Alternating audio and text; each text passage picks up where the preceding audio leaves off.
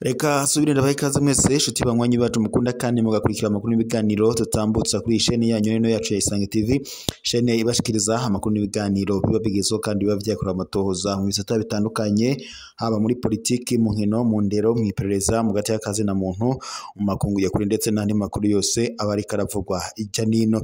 Ndabaye ikaze rero mwese mudukurikira muri mu micungararo igize igihugu cyacu c'u Burundi, abari mu bihugu bibanye ndetse n'abari mu makungu ya kuri mwese ndabahaye ikaze mu makuru yacu yo kuri iyi saha, amakuru ahambaye, amakuru ku biba vyiriwe biravugwa ijya nino hatandukanye. N'amakuru rero araza gushimikira ku ngingo nkuru zikurikira, aho na cane tuza kunyarukira mu gisata ca politiki, tukaza kurabira hamwe kubiriko biravugwa ngaha mu Burundi. Aha ni nyuma y'imisi inama nshingamateka iteranye iriko iriga kuzorongora inama nshingamateka mu myaka ishika kuri 5, no kuvuga kuva muri uyu mwaka wa 2025 gushika muri umwaka wa 2030. Inama rero nshingamateka yari imaze iminsi iterana kugira ngo barabire hamwe uzorongora muri ico kibanza ahagarariye abandi bashinga amateka. Amakuru rero yihuta cane adashikiye nuko Geras Ndabirabe yarasanzwe n'ubundi aramuswa iki gisata ari we yongeye gutorwa ngarongore y'inama nshinga amateka nkuko amakuru duhabwa n'amasoko yacu abishikiriza. Ni mu gihe kandi Leonidas Ndaruzaniye ari we yari yitezwe ko agomba kuramutswa ico kibanza nkuko vyari bimaze iminsi binuganurwa, ndetse byanavugwaga ko umukuru w'igihugu c'u Burundi Evariste Ndayishimiye ari washobora kumugena muri ico kibanza. Ni mu gihe kandi mu muri conseil de sage ariho hafatirwa ingingo, kandi iyi conseil de sage ikabirimwo ibihangange bikomakomeye muri CNDD FDD, harimo Geras Ndabirabe, hakaza Reverien Ndikuriyo ndetse n'abandi batandukanye. Aba rero bigatuma Evariste Ndayishimiye adashobora gufata ingingo kugira ngo abe yabasha kugena uwo yishakiye. Kuri ubu rero nishavu ntangere kuri Leonidas Ndaruzaniye, aho agacavuka ariko karaniga ariko aridoga avuga ko ngo Evariste Ndayishimiye iyamuhenze ivyo yamwijeje ngo kumushira muri ayo mabanga bitagishobotse.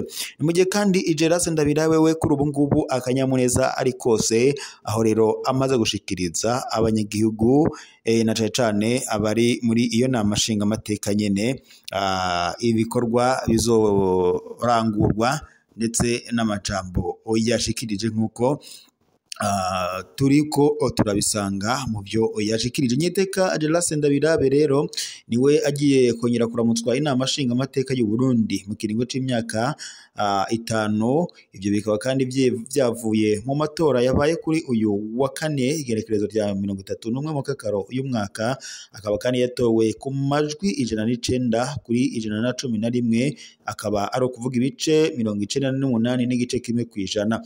Mu kibanza c'icegera mbere c'umukuru w'inama nshinga amateka hatowe umushinga amateka Fabrice Nkurunziza, yahora ari icegera ca kabiri c'umukuru w'inama nshinga amateka, akaba kandi yatowe ku majwi 99 n'igice kimwe kwijana. Mu kibanza c'icegera ca kabiri c'umukuru w'inama nshinga amateka naho hatowe umushinga amateka Nkezimana Busesia ku majwi 100%. Ahejeje gushimira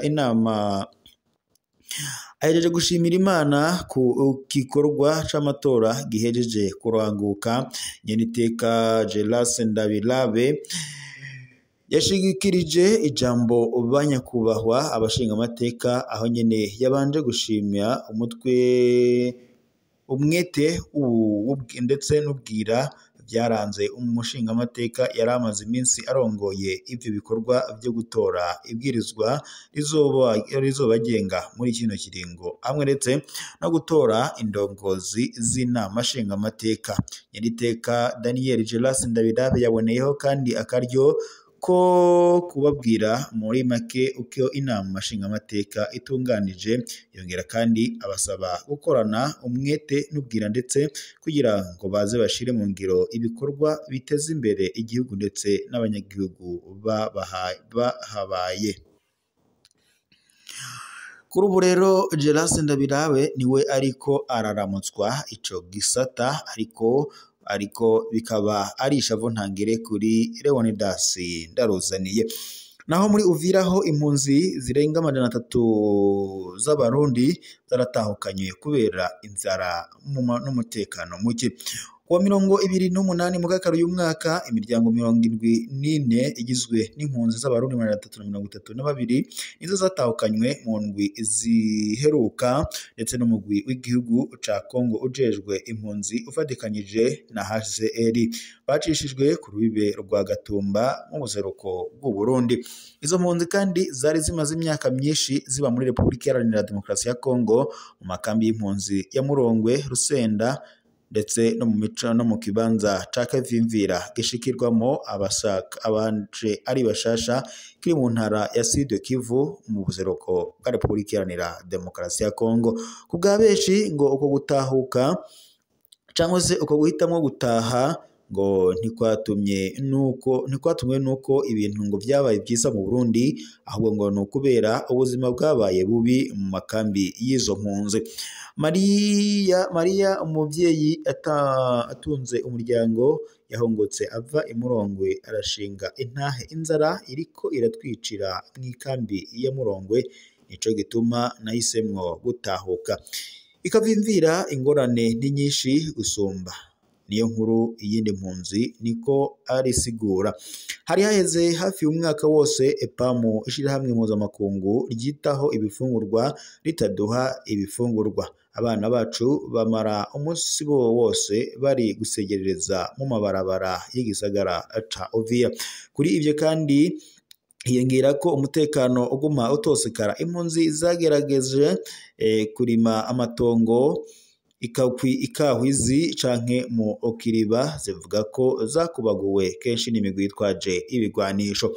Abawazarendo barabatera ngo buri munsi mu gihe bari mu nzira berekeza mu mirima, niko niyo nkuru yigana. Ibarabara ricamwo imfashanyo naryo ryarazibiwe. Iyo ngorane kandi yo kubura ifashanyo yunyurwa nuko ibikoresho byazibiwe kubera umutekano muke. Imigwi yitwaje ibigwanisho ya Wazarendo irongowe na General Makanika Kasimbira Jone heruka kuzibira ibibarabara ryahora ricamwo imfashanyo nyinshi, ryahora kandi ricamwo amatoni 200 y'ibifungurwa n'imiti bivuye i Bukavu vyerekeza i Uvira.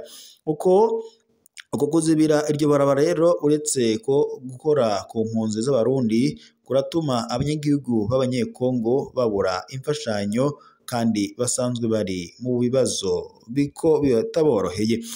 Hari kandi abaheruka gutahuka hakaba n'ingorane zicibonekeza. Kuwa 26 ruheshi y'umwaka ikigo CNL gikorera i Uvira cari catutahukanye impunzi 48 z'abarundi bacishijwe kuri urwo rubibe nyene rwa Gatumba. Izo mpunzi cane cane abakenyezi n'abana bari bavuye i Uvira ndetse no mu micungararo yo muri ico gisagara.